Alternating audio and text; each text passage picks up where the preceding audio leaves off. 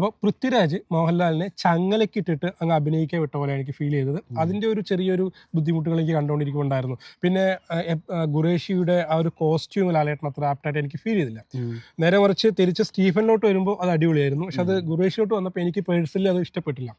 പിന്നെ എനിക്ക് ഇഷ്ടപ്പെടാത്ത സീനല്ല, അത് ഒരു ഡയറക്ടറുടെയും ഒരു റൈറ്ററുടെയും ഫ്രീഡം ആണ്.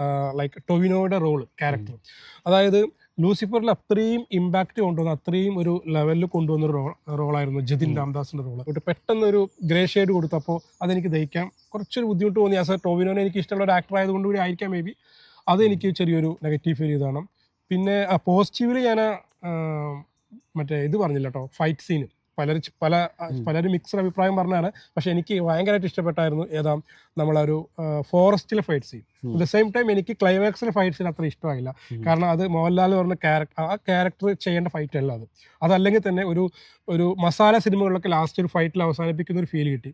എനിക്ക് തോന്നുന്നു പല ആൾക്കാർക്ക് മിക്സ്ഡ് റിവ്യൂ വരാനുള്ള ഒരു കാരണം ചിലപ്പോൾ അതൊക്കെ ആയിരിക്കാം.